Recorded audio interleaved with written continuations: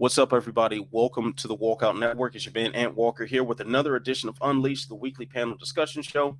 And of course, I've got two good friends along with me to help me talk about face punching with all you savages out there who are watching. So let's introduce the man who is also the senior editor of Sherdog.com. He's a jack of all trades who has mastered them all. Mr. Ben Duffy. Ben, what's going on? Hey, I'm doing real well. It is good to be here. All right. And of course, we have the man who anchors the panel every week. He's got the facts, the stats, the figures, and the numbers. He is the associate editor of Sherdog.com, Mr. J. Petru. J, what's going on, bro? We had a lot that happened this week, and there's a ton to talk about, so I don't want to drone on too long. So let me give you guys the stat of the week. The stat of the week is 21.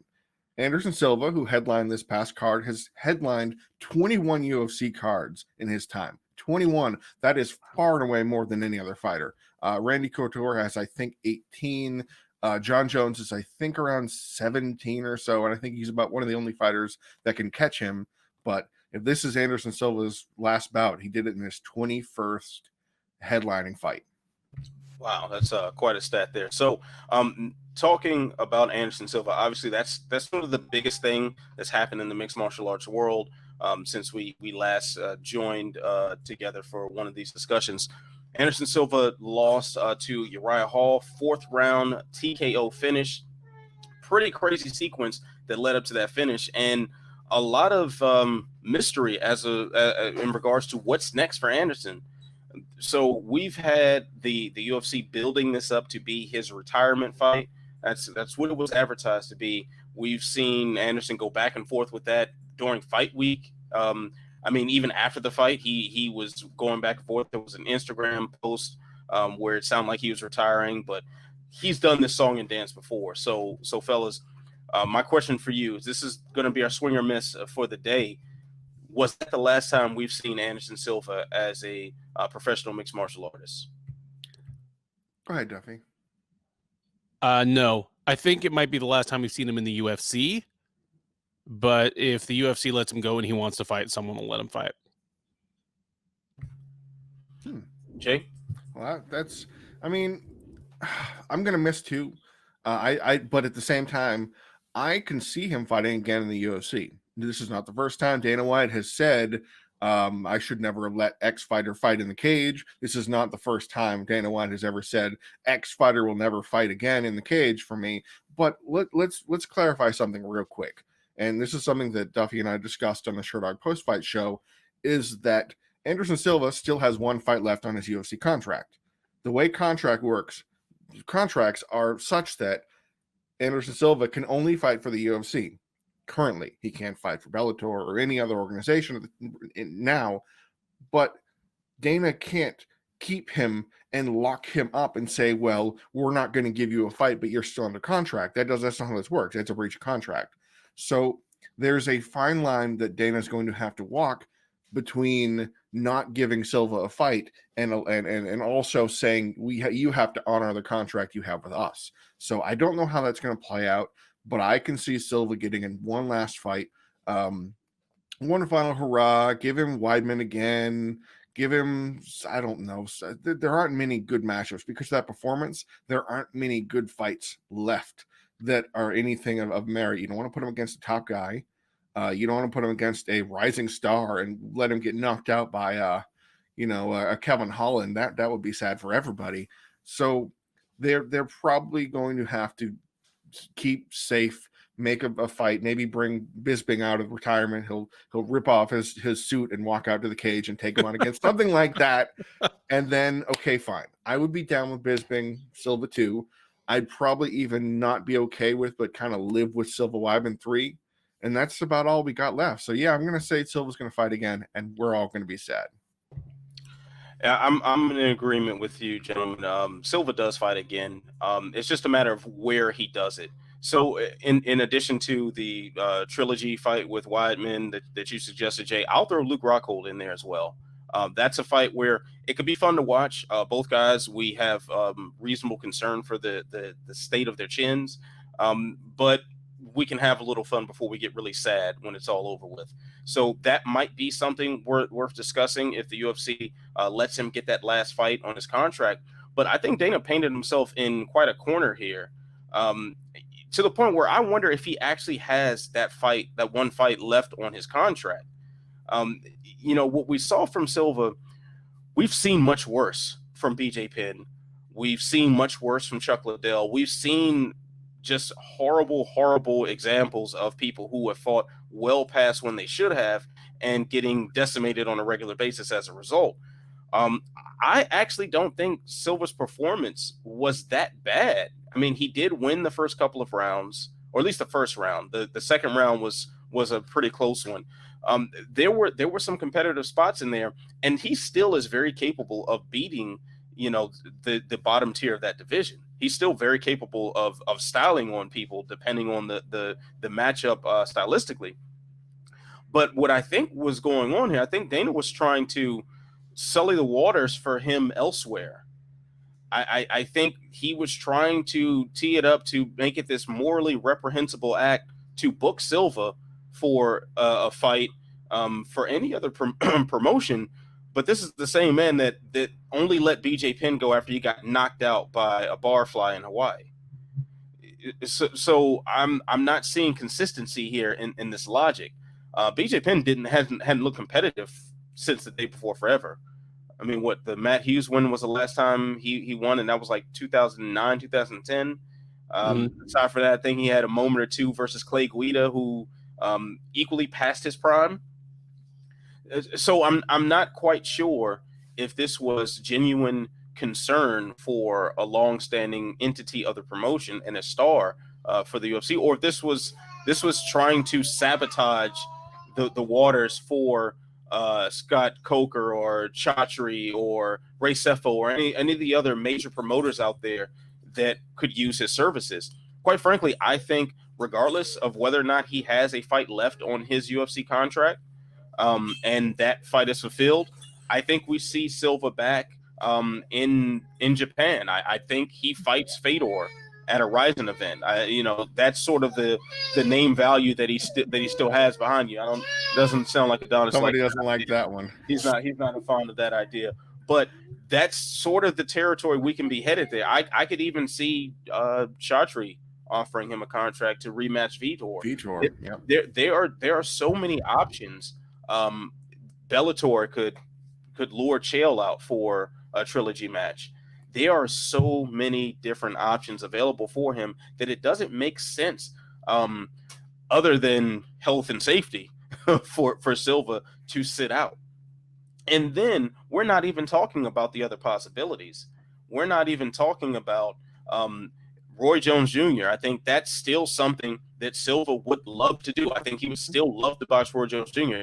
If Roy Jones comes out of the match with Mike Tyson later this month with his head still intact, I think it's possible that he's calling Anderson Silva and seeing what he's up to. There's just too many avenues for Silva to continue to make money and demand high level of interest for him to not do it at this point, and for someone who has continually played coy with the remainder of his career and what he was going to do, and flirted with retirement and came back, and was always kind of had this inside joke sort of tone whenever he's speaking of things. None of these sound far off the realm of possibility. We will see Anderson Silva fight again, whether it be boxing, whether it be MMA, whether it be in the UFC, Bellator, or whoever else throws a contract in front of him with a nice dollar figure attached. So be prepared to get sad again, fellas.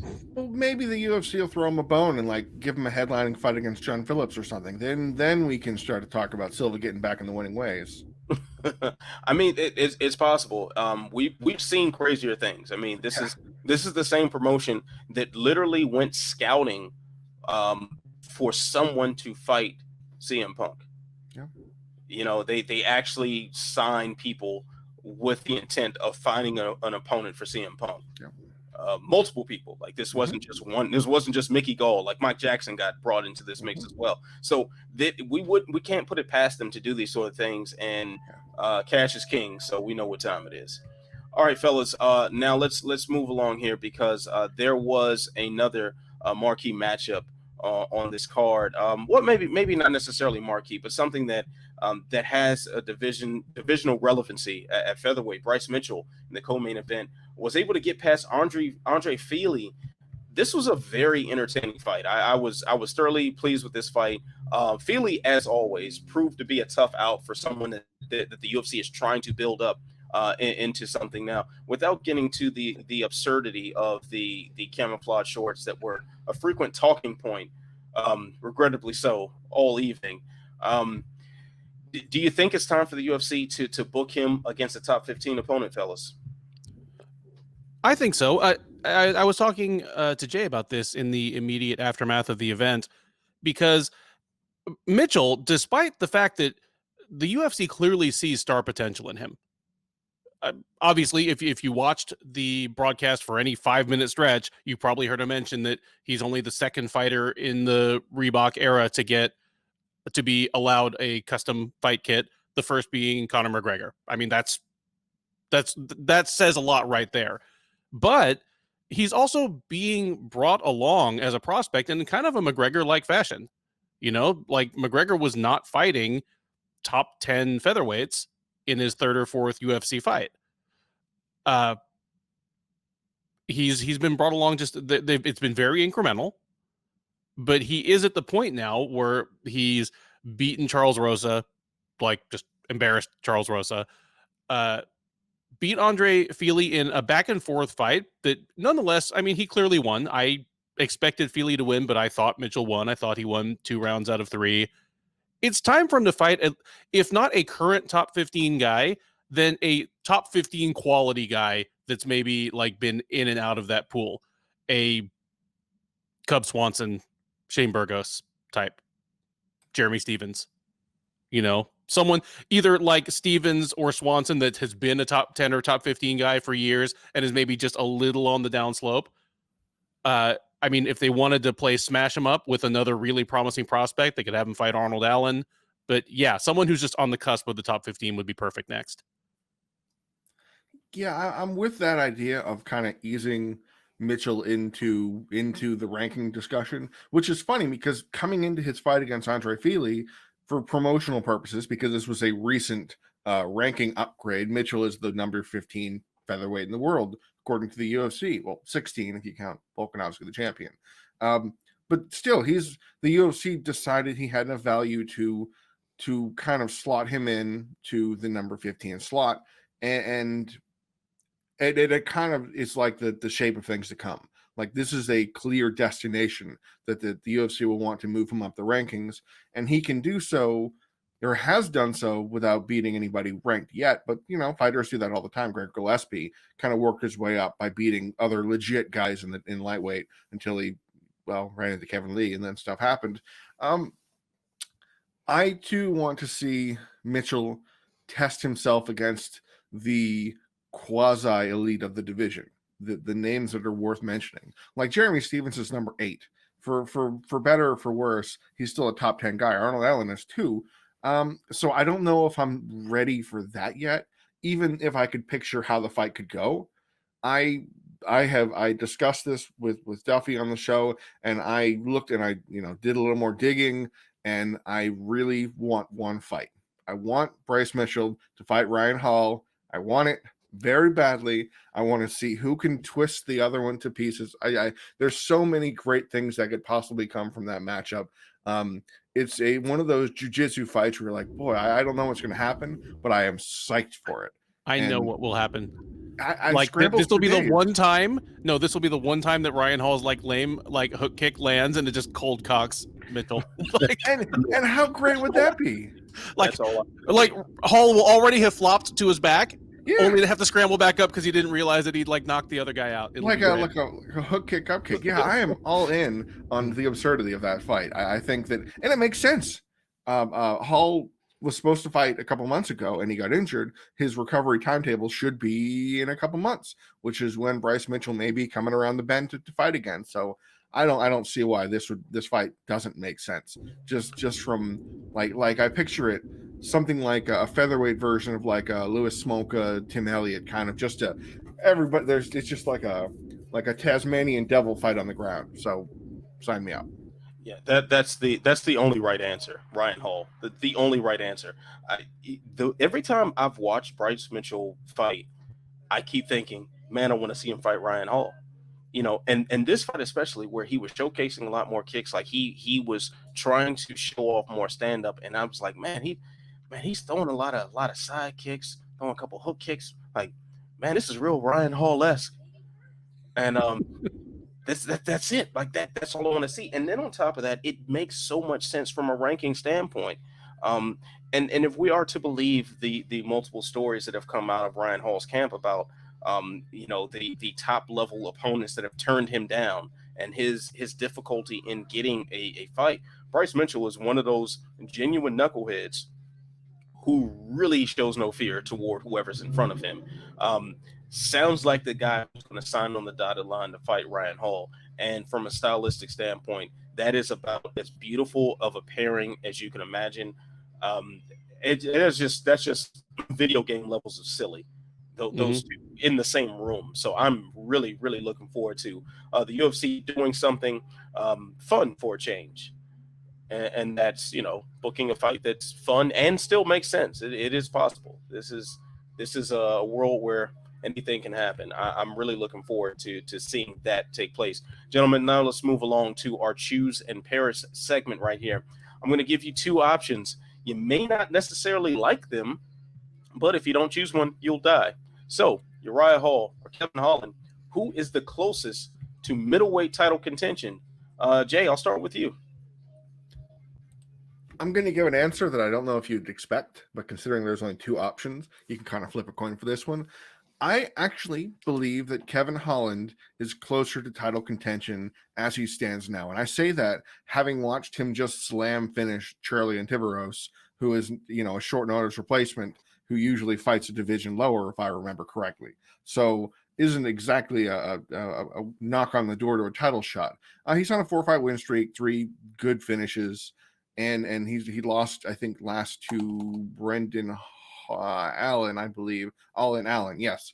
And despite that, he's looked good. He's maintained himself, his post-fight interviews that I spoke of on the show, his willingness to fight all the time, I think will really help him. I think that he is already saying, I wanted to fight Mike Perry. I want to fight this. I want to do one in November, because Holland put together 4 wins in the span of about 169 days. It was actually 169 days, which is a record that Neil Magny has, that he got 4 wins in 169 days. That's just one of those things. I think because of his activity, because of his style, I think it works. And because he hasn't, all the matchups above the division, I believe, are basically fresh.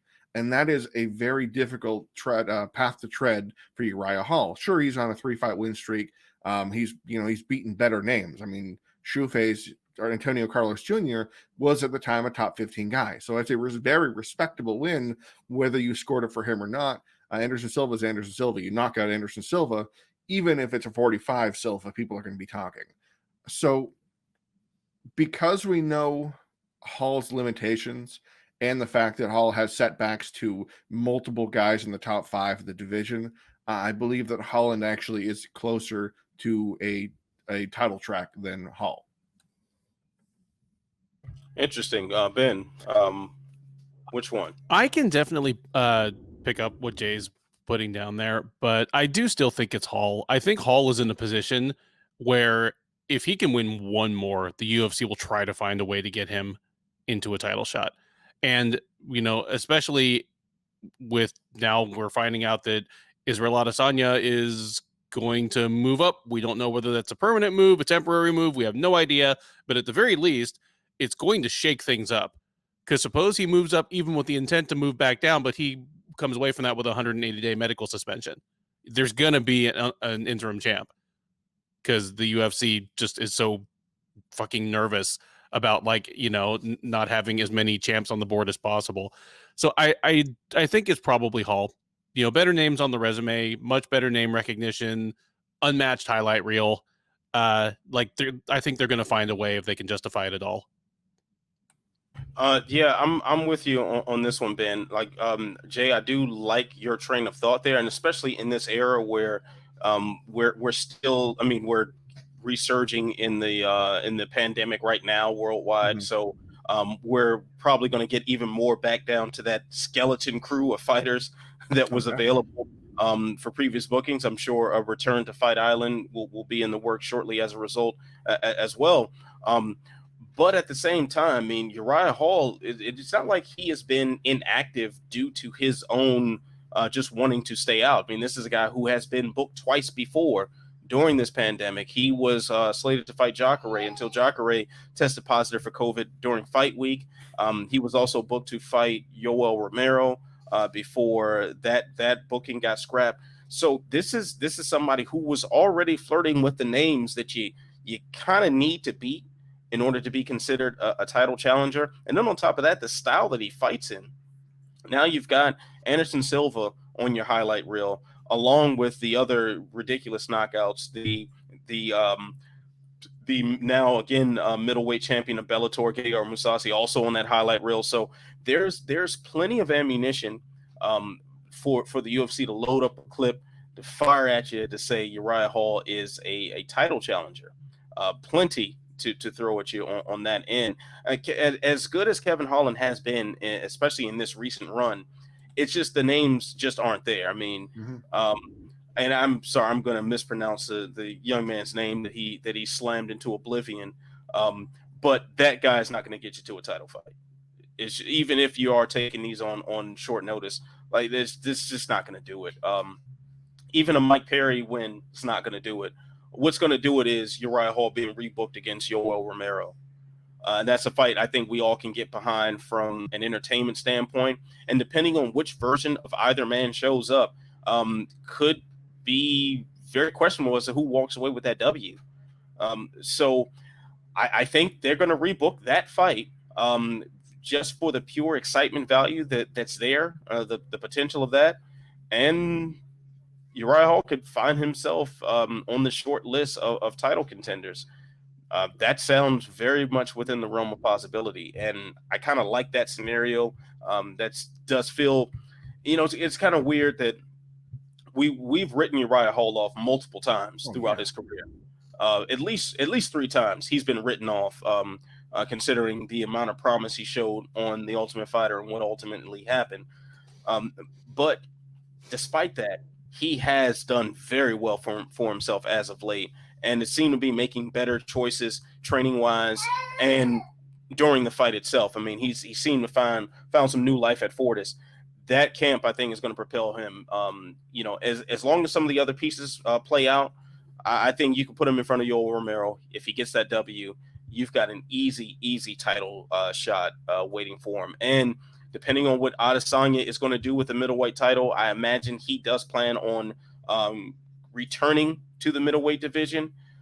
I mean, you just want a pure, just fun kickboxing match for your title headliner. Look no further than that. That just sounds like a great time. Sign me up.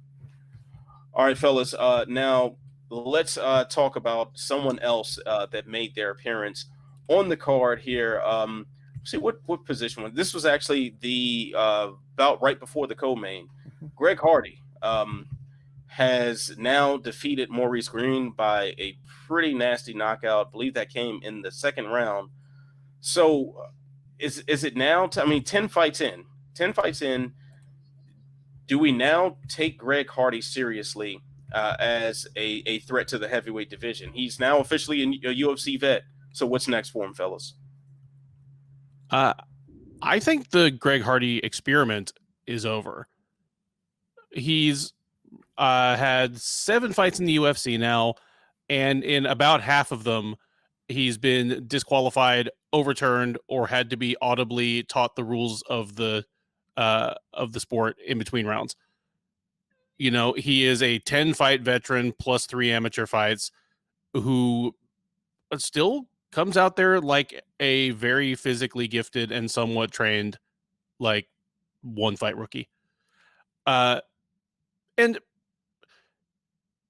it's not saying he doesn't belong in the octagon competitively. The bar for entry to the UFC heavyweight division is ankle high. I mean, well, just look at some of the people he's beaten. Dmitry Smolyakov, that they just literally brought back to the UFC to feed him. Juan Adams, who looked like a good matchup at the time, but is out of the UFC now. Jorgen De Castro, who was actually beating him, wilted, and appears to be on his way out of the UFC as well. All of that to say, Hardy probably belongs, but his compensation is out of line with the quality of heavyweight he is. I think that the UFC might be willing to cut bait on him sooner than later. All of his controversies aside, just in terms of what he's delivered in the octagon, his fights have not been exciting to watch, especially win or lose. I mean, this is not him just blowing through, his first 3 opponents in under a minute apiece with just terrifying knockouts. His fights have been kind of plodding. He has been exhausted in any fight that's gone past about 6 minutes. His shortcomings have been laid bare. He was brought along too quickly to fight a top 10 heavyweight in Alexander Volkov, but Volkov embarrassed him. Yeah, just speaking competitively, there's just not much there. He's a scary guy. He'll always be able to knock out some people in the UFC. It's up to the UFC to decide whether that justifies his paycheck and the baggage that comes along with him. Thing is, you don't really need that much more at heavyweight, though.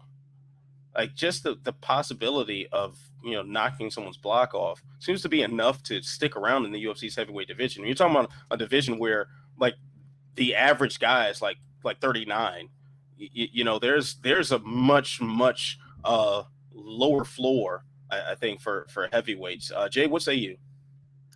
The heavyweight division is absolutely lacking, and you can look at some of the top ranked fighters and go, oh wow, Marcin Tybura is a ranked guy. Cyril Gane is 6-0, and he shows some promise, and he hit a heel hook for heavyweight. That's pretty weird. But then there's not a ton of depth in the top of the heavyweight division, which leads to an easy climb. But Hardy is about out of the fighters that he can kind of knock out and push through in the lower echelon of the division to move up. I mean, Maurice Green is far and away the best guy he's beaten, and that you can take that as you want.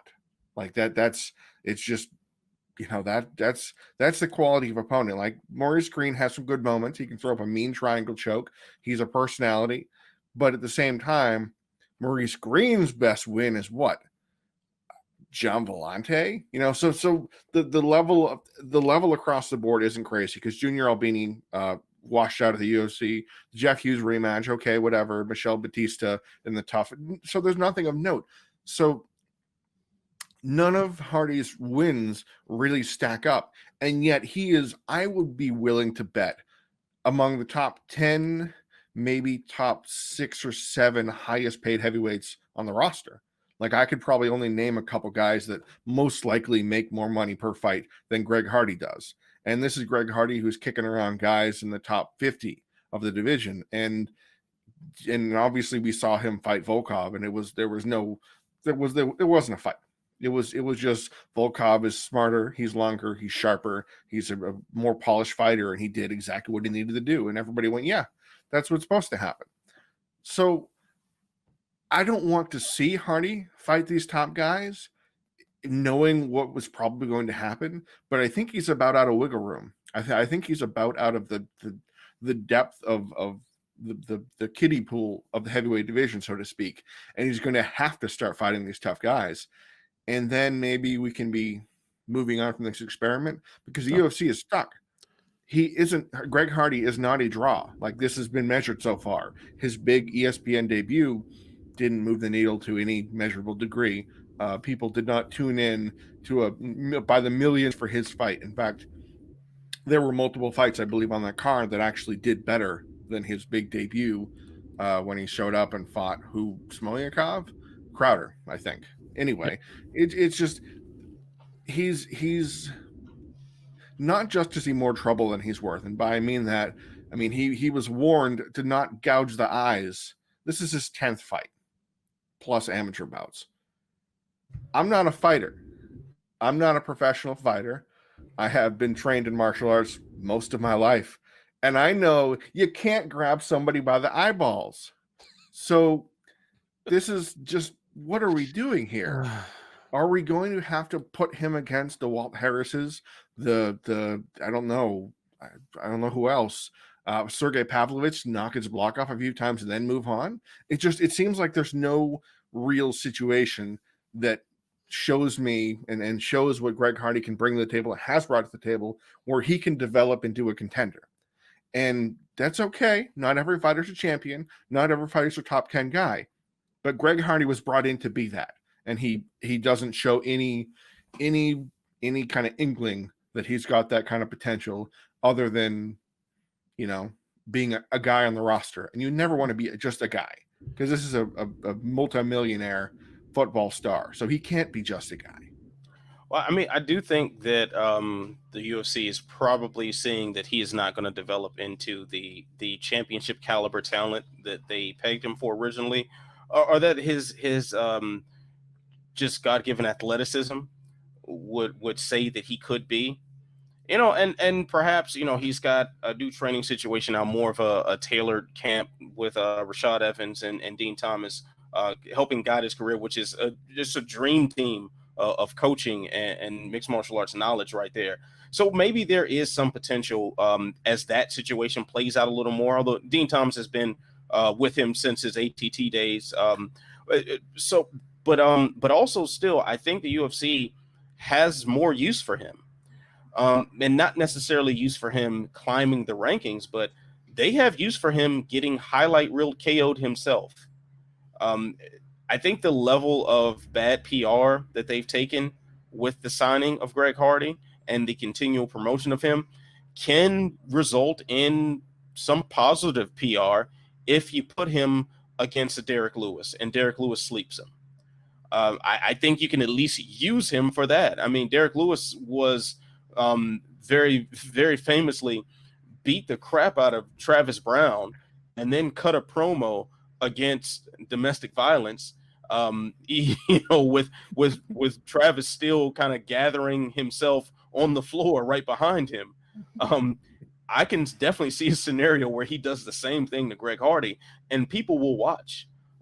You think about all the people, and granted, MMA Twitter is kind of its own world of society rejects, but for all the people on MMA Twitter who continue to tune out whenever Greg Hardy is involved with the card, and you think about all the times that we've referenced, oh, Greg Hardy's on the card, I wish I could skip that fight. We've said that a gazillion times. Mm-hmm. Will we say that if he's about to fight Derek Lewis, knowing that that's a possibility? All the naysayers about his tenure with the promotion will suspend their moral views to watch violence be done to him, and that's okay. I'll be tuning in for sure. So I think at the very least we've got a Derek Lewis booking coming up, and then maybe the UFC cuts ties, because at that point you've got your redemption KO, and we can move on with our lives, because that's kind of all I think he has left to offer us, unless his training situation really turns into him becoming a phenom, which typically does not happen, even with that high level coaching. I mean, the guy almost missed weight. Let's not forget that. He came in and hit the scales at 266.5 on the heels of his new breakthrough camp that was going to revolutionize him and blah, blah, blah. And this was a guy 3 minutes into the first round was not exactly feeling it right then. I feel like the problem is that he's going to be running into the Chris Dawkises, the Parker Porters, the John Volantes of the division, maybe even bump into Ilir Latifi, and not fight the guys that are going to knock his block off. And I think that's kind of a tough spot that the UFC almost seems, and this is from what I've been gathering, the UFC in making these matchups with these opponents, with Jorgen De Castro and Juan Adams, there is the hope of a spectacular knockout. And if Hardy gets it, awesome. We like that. We can bank that or whatever. But if not, okay, we can work with it otherwise. Maybe seeing Greg Hardy starch Maurice Green would have improved his prospects. Maybe if he gets swept by Maurice Green is a pretty clever guy. He could say something. It seems like these fights are being kind of delivered and put on a platter for him to get that thing, to get that big knockout, to make people excited for him, and they're not happening. Nope. All right, fellas. Well, let's go ahead and move along here because we do have some Bellator action to talk about. Gegard Mousasi has defended his. Well, I shouldn't say defended. He reacquired the middleweight title. This time against the welterweight champion of Bellator, who was moving up, Douglas Lima. Without getting, I guess we can talk about the fight itself a little bit, but I don't really think there's much to talk about. I think the problems that we anticipated with Douglas Lima moving up did come to fruition, like the much larger man who also happens to be a technical wizard, who also happens to not be light on the speed department, also happens to be quite underrated when it comes to fight IQ. He pretty much shut Lima down until Lima had a little bit of success toward the end with leg kicks. By then it was too late. Now Mousasi has got this belt back on his mantle, but are we talking about now a scenario where it makes sense for him to go up in weight himself, acquire the light heavyweight title? I don't know why this was a narrative. This was a narrative pushed by Scott Coker, by the way, the head of Bellator, that we have such sights to show you. We have these plans that we have to totally be like, Gegard Mousasi beat Douglas Lima. He's the guy. This is everything we want him to be, even though it was the performance that, I think, didn't all three of us kind of say they're weight classes for a reason? Yeah, Musasi's bigger, he's stronger, he's smarter, he's got better fight IQ, he can take the fight down, he can push Lima around. Spoiler alert, that's exactly what he did. It wasn't a thrilling 25-minute fight, but it was, by the way, this was the first 25-minute fight that Mousasi has ever won. He's not that kind of fighter. So that he won that fight all the way to the distance is kind of interesting. But what does Mousasi have to gain besides this whole champ fever nonsense? Like, he moves up and he's going to have to deal with wrestlers. He hates wrestlers. He absolutely loathes having to fight off his back and deal with that whole nonsense the whole time. You could see when he fought King Mo, even when he was beating up King Mo from his back, how frustrated he looked and all the eye rolls and, oh my God, this is so boring. I hate this so much. Phil Davis will do that to him. Ryan Bader will do that to him. Corey Anderson will do that to him. I mean, there's some matchups, I guess, that are interesting, I guess, in theory. Again, I'm saying I guess a lot because I'm not convinced. But I'm so over champ stuff. I'm so bored with that. Mousasi just got his title back that he lost to a guy who retired because his brain has literal holes. So, this is a guy who's trying to eke back up to the division. So why not, do that thing for a while? Why not defend your title? Is that so weird of a concept in 2020 that a fighter should defend their title? Why is it that the instant a champion does something impressive or maybe even defends it once or twice, they go, I'm done with this division. Like Arasana, I'm going to move up to light heavyweight because that's fun, right? Mousasi doesn't need to go up. He can beat most of the division now, and I think he should. But I'm so over this whole two division thing. Well, I mean, we're also talking about a guy who did previously hold a light heavyweight title in a major promotion, in Dream and Strikeforce. Yeah, so I don't think this is really that crazy of a talk to have, and especially considering how thin Bellator's middleweight division is. It's like, who is there that really excites him to fight? Yeah. I understand everything Jay says here, and I normally am very much on this side where just really, really clean out your division before you start looking over the fence at the other grass. But I'm just going to go against everything I normally feel and stand for here. I love it. I mean, one, he already has he has been a top 10 light heavyweight. He has been a champion in significant organizations. Even though he hates wrestlers, the only time he's really been big brothered at light heavyweight was by juiced up King Mo. Like, King Mo completely owned him on the ground. King Mo pissed hot. Other than that, yeah, win or lose, it's not been that bad. Also, he could have a very quick track to a title shot because Nemkov has already fought Bader, already fought Davis, already fought Carvalho. I mean, there's every chance he just goes straight into a champ versus champ fight, and I love that that's what fight. I want to see Mousasi versus Nemkov. That'll be amazing. So yeah, I'm a dork. I'm everything that's wrong with the sport. Just give me champ. But you know, also too, I think it's significant to point out that like Corey Anderson, who should be a huge factor in Bellator's light heavyweight division, is booked against Melvin Manhoff for his promotional debut, which makes absolutely no sense. It makes no sense.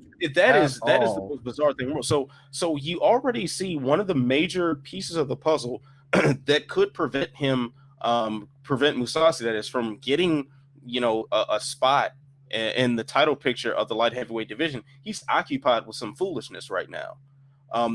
So it's like I don't think there may not be a better time than now to go ahead and capitalize off this. Otherwise, hey, that John Salter fight is sitting right there, and you know how excited we all are for that one.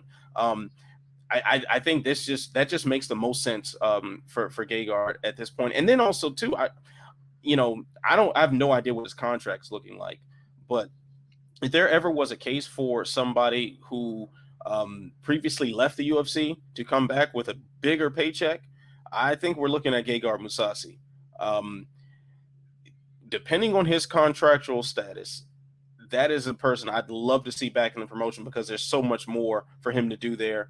Mousasi versus Adesanya? Yeah, yes, please. Yes, please.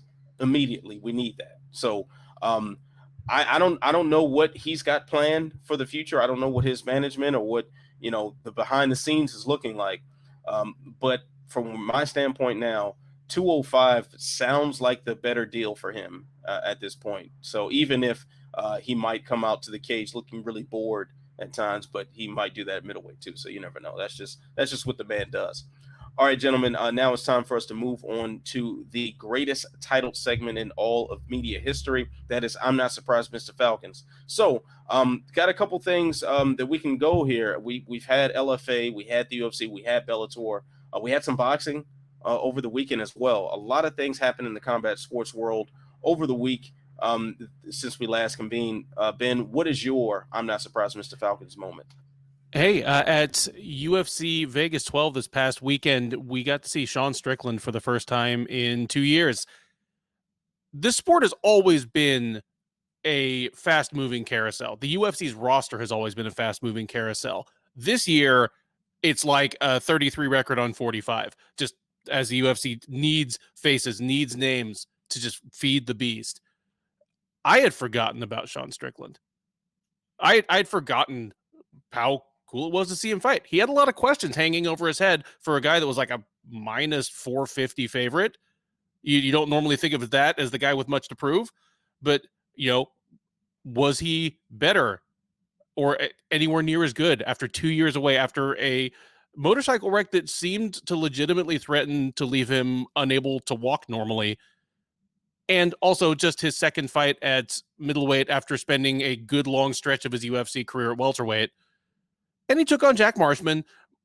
Marshman, you know, has not looked great in the UFC, but Strickland just left no doubt, just wiped him for 3 straight rounds. Towards the end of the fight, Strickland starts jawing. And this is the surprise moment for me. We've heard a lot of jawing in the empty arena era UFC. It's usually the predictable kind. Mostly some variation on "you ain't shit" and "that thing you just hit me with didn't hurt." Like usually just, you know, 2 variations on a theme. Strickland was encouraging and egging him on in what seemed to be a positive manner. Come on, hit me as hard as you can. I'll give you a chance to win if you'll just come stand and like throw as hard as you can at me. At risk of reading too much into the mindset of a fighter from the outside, it sounded happy and joyous. He just sounded like a guy relieved to be back at work. Despite the 2-year layoff, he is still only 29 years old. Middleweight is wide open in a way it frankly was not 2 years ago. And he's not the only one who should be happy and relieved that he's back. I think the UFC is very lucky to have this guy back in the picture. Welcome back, Sean Strickland. All right, good moment there. Jay, what is your I'm Not Surprised, Mr. Falcons moment? So this sport is a fast-moving carousel. It's like, you know, this year it's been a 33 and a 45. In that same exact vein, there is another fighter who kind of came back onto the scene, so to speak, in a fighter in Justin Jacoby, who made his UFC debut in 2011. A lot of people may have forgotten that Justin Jacoby's this ain't his first UFC rodeo. Guy who fought in World Series of Fighting 1. He kind of fought King Mo in Bellator, I suppose. And I mean, this is a guy that got submitted by Chris Camozzi. And Chris Camozzi is still getting tapped out by Jacare, I think, in his nightmares. So Jacoby comes back after a stint in Glory Kickboxing, where he was also the unexpected successful competitor, in that he now can kick and strike and hit hard and make his way through a tournament that he was pulled in as just kind of a backup alternate. So he wins the contender tournament, he fights for a title, he loses, but it's still, whoa, where did this guy come from? The Clay Collard of kickboxing, so to speak. And he came back to MMA because he reached his ceiling in kickboxing pretty quickly. Fought on Sparta Combat League, which I talked about on the other show, the post-fight show. You can hear more about that. Contender Series, springboarded in. The only reason he didn't knock out his opponent in the Contender Series is the Contender Series opponent was juiced up all the way to the roof. Like, this guy tested positive for a couple things, and he took everything on the chin. He barely made it. So Jacoby makes his debut, and he kicks the legs off of Justin Ledet. Now, Justin Ledet hasn't looked good at 205. Okay, fine. He's on a losing streak, so maybe this is a good welcome back test for Jacoby. And he passes with flying colors and then some. He showed K1 Jacoby might actually be a force in the division. And it isn't just like a Keith Schillen-esque kind of, I'm very excited about what just happened, kind of that current event-itis. This Jacoby has the potential to fight a top 15 guy with one more win. And that's really interesting, and also kind of speaks to how, low the division is with depth. But this is a guy who very possibly could be that, well, where did this guy come from in the division? We usually have that at light heavyweight. Anthony Smith and Volkan Ozdemir, Thiago Santos, just guys coming out of nowhere and winning a couple fights, and boom, they're in the title shot. So Justin Jacoby, maybe a little early to say that, but watch out next year. And if Dustin dropped a bloody glove in the middle of the cage, Keith really would have lost his mind. But now, anyway, I'm not surprised Mr. Falcon's moment comes courtesy of mixed martial arts. Beyond the fact, mixed martial arts being mixed martial arts, because beyond the fact that the UFC still hates fun, and despite an event happening on Halloween and there was nothing at all to just enjoy that, and nothing to make things a bit fun. Also, we had a stream of MMA fighters showing their lack of knowledge of anything other than punching and kicking people, with some of the scientific breakthroughs by the likes of Bryce Mitchell, Aljamain Sterling, and also some of the political discourse offered by noted scholar Mike Perry. So, good Lord. Good. And then I actually saw another TO conspiracy video today that just brought tears of laughter to my eyes. What an absolute shit show this sport is, fellas. Now let's go ahead. We did talk for a second. We mentioned this briefly about Israel Adesanya skipping the queue at 205 to fight Jan Blachowicz. Let's stick with that for just a couple minutes here before we move on to the speed bag. I get the sense, at least from you, Jay, that you are not feeling this matchup. You're not feeling this move up at all. I am on the fence. I kind of don't know what to feel. But Ben, what do you think about this? What's your initial thoughts on Israel Adesanya's move up to light heavyweight? Sherdog contributor Lev Pisarsky wrote a piece probably about a month ago, where he pointed out the problems with UFC matchmaking basically since Joe Silva left. Because Joe Silva, however you felt about him as a person, or however fighters felt about him as a person, was an absolute genius at setting up matchups that were win-win for the organization. That regardless of who won that fight going out of there, the company had good alternatives going forward. This is the opposite of that. This is terrible. I mean, even if the fight itself sounds good, that's base level matchmaking, is taking two names and saying, wouldn't it be cool if they fought? But what happens out of this? What if Adesanya beats Blachowicz? he's already going to be hard pressed to deal with the Q at 185. And at 205, Blachowicz has plenty of people to fight. I mean, unless this is just something to for the UFC to tweak its nose at John Jones and force him to some particular course of action, I don't understand why they're doing it at all. It's either going to jam up two divisions or leave their biggest star of tomorrow, Israel Adesanya, with a weird black mark on his record for no good reason. Like the Max Holloway moving to lightweight situation, I feel that this is painfully short-sighted, and I say that knowing there is not a clear contender to the title picture at middleweight right now. There just isn't somebody who you go, man, I want to see X fighter fight for the title. They earned it. I mean, Whitaker has the best chance. He's got 2 wins, but he also got knocked out to that guy. Costa, no. Cannonier, no. Hermanson, he's got a heel hook recently, but he got slapped by Cannonier. Romero, oh my God, no way. Till, no. Brunson, Gastelum, Weidman, Hall. If Uriah Hall is the closest thing we have to a title contender in terms of the top 10 guys, okay, maybe they need to do something. But I am with Duffy 100%. This feels like the kind of matchup they will throw and put Izzy in there in the hopes that he wins, Jones comes back to fight him. Like this is a fairly transparent bit of matchmaking, which is really unfortunate because honestly, Jan deserves better. Like he did to Reyes what we did not think he was going to do to Reyes, and he did it in damn impressive fashion. And that, I mean, he has a litany of contenders. I mean, Santos and Teixeira are fighting what, next weekend? There's your number 1 contender. So this just, it feels like a weird cash grab, and it's the kind of thing that's going to hurt one of their fighters. The upside isn't there, and I just don't get it. Yeah, the timing seemed especially weird to me as well. When we were getting reports that Stipe versus Ngannou, the rematch was in the works. That to me just made it seem like, all right, well, where does John Jones fit into this picture? And then we get into the scenario where Robert Whitaker defeats Cannonier, and all right, Israel's probably not going to be too thrilled with that rematch. So maybe this opens the door for Adesanya versus Jones. Like that's my initial thoughts. And now to see Blachowicz in that spot, I'm almost tempted to think that that they don't have the intent of this fight actually taking place, that this is a ploy to get Jones to sign a contract or get him motivated.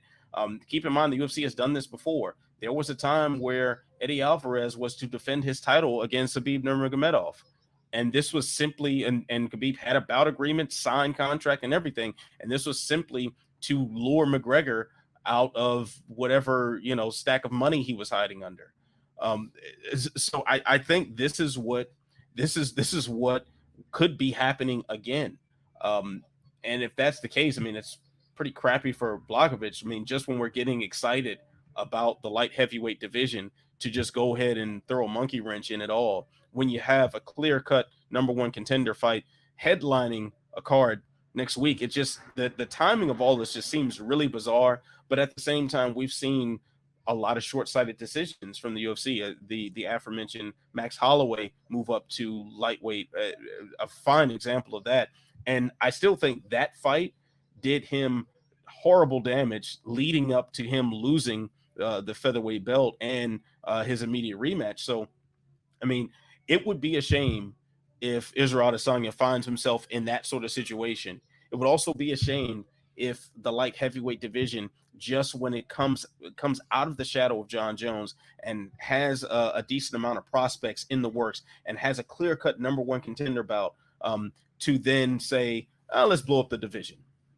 So the UFC has shot itself in the foot right here. There are very few ways that this can play out where the organization as a whole will be better off for it.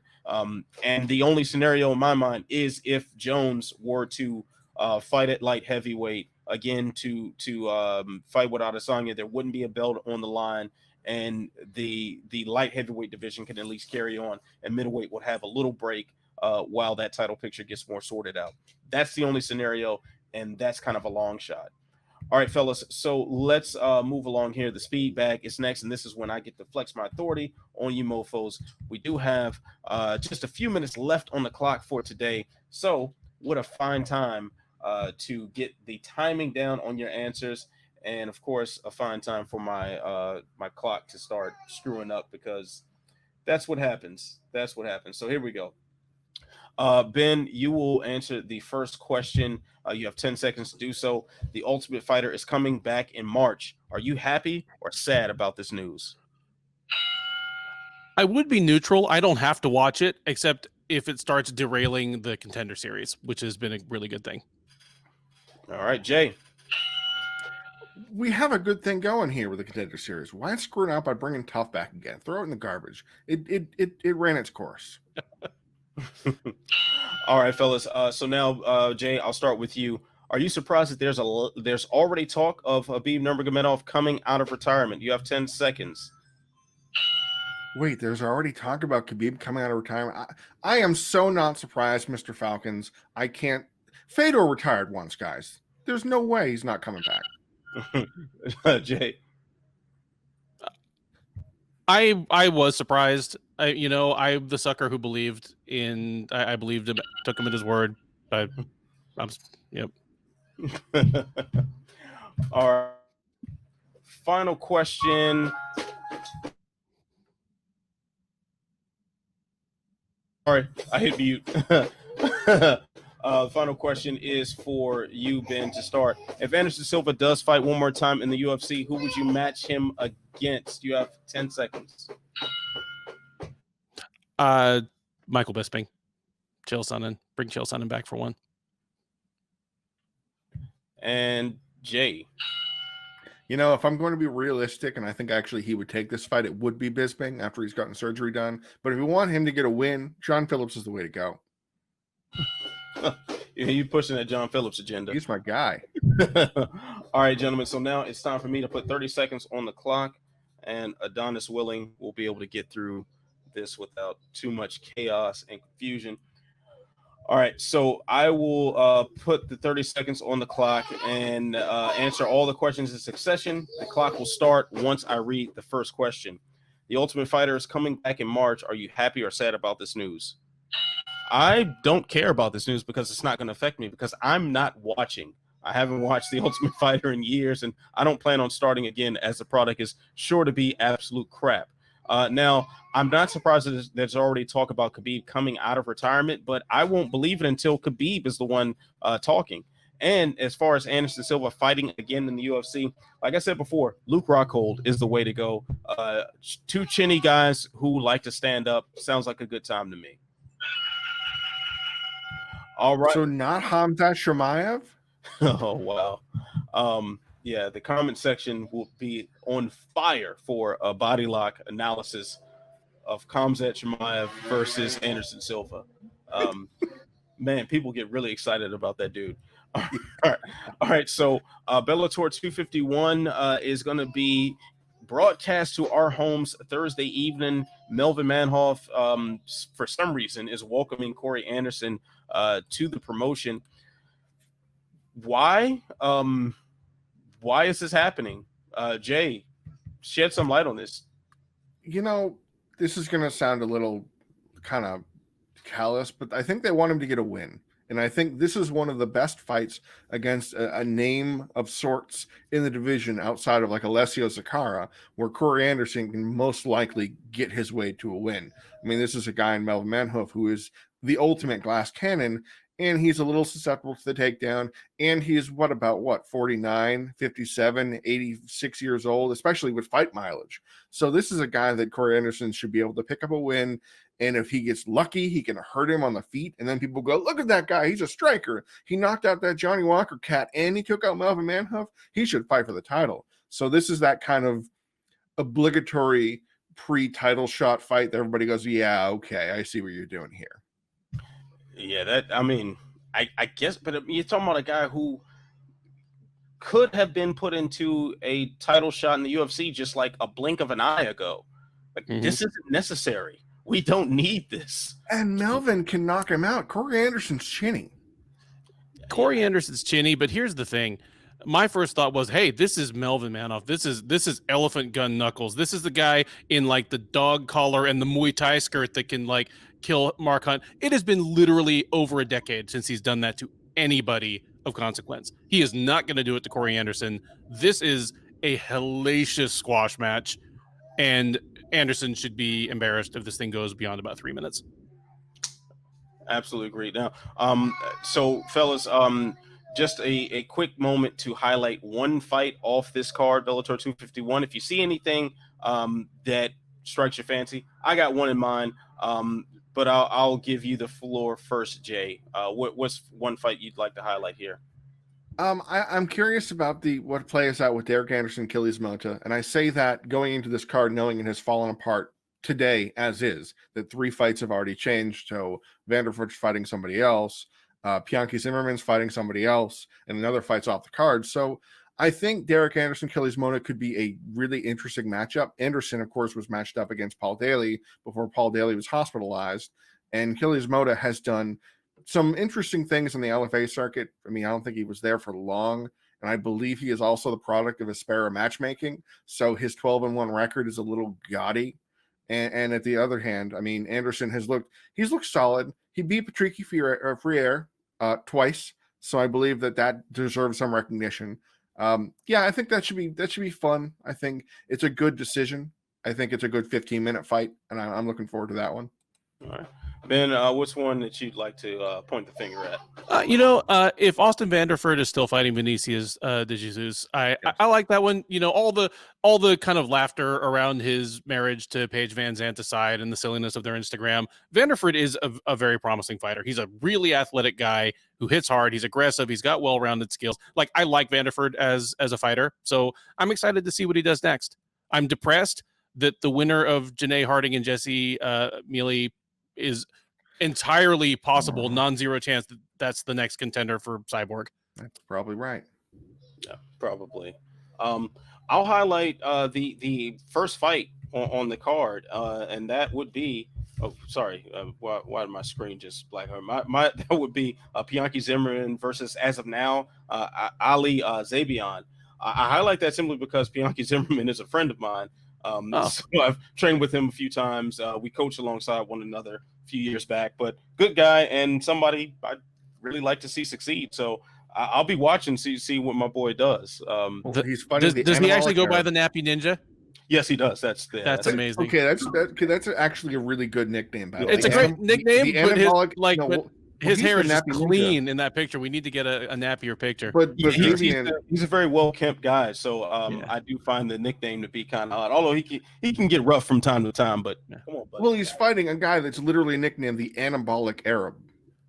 So that's what I mean. Jesus. That's what I'm talking about here. I'm not making that up. That's what I'm. That's the good stuff. Nappy Ninja versus the Anabolic Arab. It just sounds like some indie pro wrestling shit right there. Sign me up. Fantastic. Oh man, yeah. So shout out to Bianchi. Shout out to the head coach over at College Park MMA, Josh Peters, and my boy Jeff Melvin. So good guys over at that camp. So wish them the best. And of course, the UFC is still going with their streak of like 89 weeks in a row of action. So Thiago Santos and Glover Teixeira will be headlining. As we did mention, this should be a number one contender bout, but looks like that is going to be put on pause, whoever wins this fight, to make way for Israel Adesanya, and God knows what's going to happen as a result of him making his way to 205. But fellas, another chance to highlight a fight on the undercard that strikes your fancy. Jay, you up first.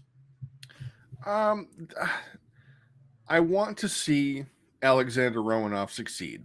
Just having seen what he's done so far in the UFC, King Kong Romanov out of Moldova, he fought against Roque Martinez and did whatever he wanted. And this is a guy who's 12-0, 12 finishes, and I'm pretty sure all but maybe 1 or 2 in the first round. And he just kind of styling Roque Martinez. He was doing the Donkey Kong double hammer fist. He was just having a great time.